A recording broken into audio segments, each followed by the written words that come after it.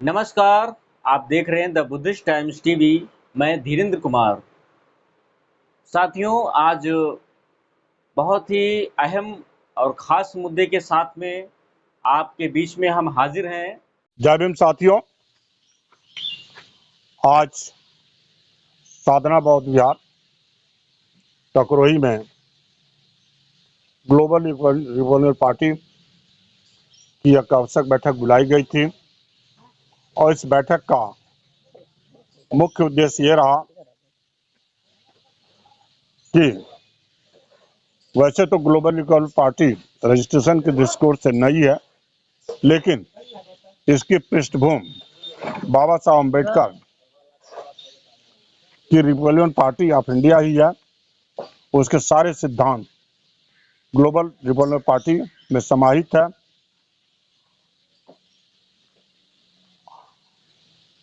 क्योंकि वर्तमान परिस्थितियों में दलित समुदाय, पिछड़ा समुदाय, अल्पसंख्यक समुदाय नेतृत्व विहीन महसूस हो रहा है और जो अपेक्षाएं कुछ विशेष पार्टियों से थी, वो अपेक्षाएं पूरी नहीं हुई। पार्टियां बिकने लगी।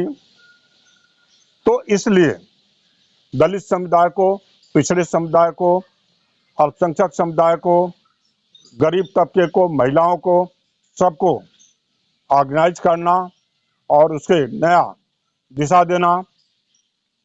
जो दिशा होगा वह तथागत गौतम बुद्ध द्वारा निर्धारित समता, स्वतंत्रता, बंधुत्व, भाईचारा, न्याय, कानून का राज, संविधान का राज होगा। इसमें जन्म के आधार पर न किसी को ज्यादा महत्व मिलेगा और न ही किसी की उपेक्षा की जाएगी। ग्लोबल रिपब्लिकन पार्टी प्रदेश में, देश में बाबा साहब डॉक्टर अम्बेडकर के पौत्र डॉक्टर भीमराव अम्बेडकर के नेतृत्व में हर सामाजिक मुद्दों पर संघर्ष करेगी, राजनीति में भागीदारी देगी और जो भी समता आधारित लोग पार्टियां हैं उनसे समझौता भी कर सकती है। लेकिन यह स्पष्ट है कि ग्लोबल रिपब्लिकन पार्टी न तो बीजेपी के सहयोगी दल और न बीएसपी से कभी समझौता नहीं करेगी। सर, मेरा सवाल है, आगामी 2027 में जो विधानसभा के चुनाव होने वाले हैं, ग्लोबल रिपब्लिकन पार्टी इन चुनाव में उनकी क्या तैयारी है? ग्लोबल रिपब्लिकन पार्टी पहले तो अपने शैशव काल में है। हमें अभी जिले की, प्रदेश की इकाइयों का गठन करना है और 2027 से पहले हमें अभी पंचायत चुनाव में भागीदारी दर्ज करानी है। उसके बाद विधानसभा के चुनाव में भागीदारी दर्ज करा के सफलता प्राप्त करनी है। जनता के लिए संदेश? जनता के लिए संदेश यह है कि सभी लोग अलग अलग पार्टियों, जो छोटी छोटी पार्टियां बनाई गई हैं, उन पार्टियों से कोई सफलता नहीं मिलना है। सभी लोग अपने घर में पार्टी बना के बैठे हुए हैं। सभी लोग बाबा साहब के रेगुलर पार्टी के बैनर तले आवें और एक साथ सामाजिक न्याय के लिए संघर्ष करें और एक साथ एकजुट होकर सत्ता प्राप्त करने का प्रयास करें, ताकि समाज में कानून का राज्य स्थापित हो, संविधान की सुरक्षा प्रदान हो। एक सवाल सर और आता है, ये बहुत ही इम्पोर्टेंट सवाल है, क्योंकि आरपीआई की जब बात आती है तो ये जो कि 85% के बहुजन समाज है, तो एक गुट ऐसा है जो आरएसएस और भाजपा की गोद में बैठा हुआ है। उसको सब परिचित है, Republican party of India. Sir, इसको लेकर के जनता में बहुत बड़ा वहम है, तो इसका और आपकी इस पार्टी का क्या कनेक्शन है? कुछ इस पर जो है विस्तार से खुल करके। ऐसे गुट से और ग्रुप से रिपब्लिकन पार्टी के इतने धड़े बन गए, निहित स्वार्थों के लिए लोगों ने अलग अलग गुट बना लिया। इसलिए ये ग्लोबल रिपब्लिकन पार्टी उनसे ऑल टुगेदर डिफरेंट यह पार्टी बनाई गई है। नाम जरूर ग्लोबल दिया गया है, लेकिन यह इस देश में ही राजनीति करेगी, इस देश के राजनीतिक चुनाव में भागीदारी करेगी। सिर्फ ग्लोबल शब्द इसलिए जोड़ा गया है कि ये बुद्ध और बाबा साहब अम्बेडकर के समतावादी सिद्धांतों पर आधारित है और बुद्ध के समतावादी सिद्धांत को मानने वाले पूरे दुनिया में फैले हुए हैं, इसलिए इसे ग्लोबल नाम दिया गया। अदरवाइज ये बाबा साहब के अम्बेडकर की रिपब्लिकन पार्टी ऑफ इंडिया ही है, गुटों से अलग करते हुए। जी बिल्कुल। तो इस पार्टी का जो उद्देश्य है वो बाबा साहब के मूल विचारों को भारत में फैलाना।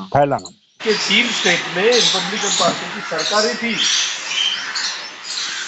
ये लोगों ने जो बाकी बाबा साहब का नाम लेकर इस प्रदेश में जिन्होंने राज किया वगैरह, उन्होंने पहले तो बाबा साहब के जो पूरे कार्य है उन्होंने बताया ही नहीं। ये लोगों को समझाया कि हम ही है पहले, हम ही ने सब कुछ किया है, ये गलत है। रिपब्लिकन पार्टी की हरियाणा भी थी हमारी सरकार, उस समय वो तीनों हरियाणा, पंजाब और हिमाचल प्रदेश उनकी था। हमारी सरकार राजस्थान में भी थी। ऐसा मत समझे कि ये जो रिपब्लिकन पार्टी का जो इतिहास है ये बहुत बहुत बहुत बड़ा है, इस स्वर्ण अक्षरों में लिखे जाने वाला है, इसका इतिहास है, गौरवपूर्ण इतिहास। मैं इस समय पर उनको बधाई देते हुए यही कहूँगा कि हमारा इस पार्टी का प्रेसिडेंट उनका दर्जा जो है डॉक्टर राम सबूत जी का, ये स्टेट के चीफ मिनिस्टर के समान है। जब चीफ मिनिस्टर चुना जाता है तो पहला प्रेफरेंस किसको जाता है? स्टेट के प्रेसिडेंट को जाता है। उनकी जिम्मेदारी बहुत बड़ी है, लेकिन उनकी सोच भी बहुत बड़ी है।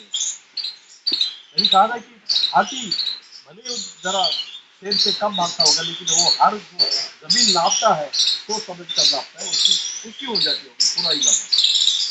अभी शुरुआत है, अभी क्या करेंगे, उनके सामने क्या क्या है वगैरह, ये समझ नहीं है। वो तो खुलकर बोलेंगे प्रेस कॉन्फ्रेंस में, हमारी मीटिंग भी बोलेंगे, पब्लिक रैली भी बोलेंगे, उस समय आप सवाल कर सकते हैं प्रेस कॉन्फ्रेंस। हम as a press conference state person, मतलब मेरा इतना ही कहने का है, उसका वेरी वेरी बिग पर्सन है, उनको छोटा मत आती है और देखो भी मत उस नजर से। वो अभी किसी को भी लेटर लिख सकते हैं, किसी भी इशू पर लिख सकते हैं।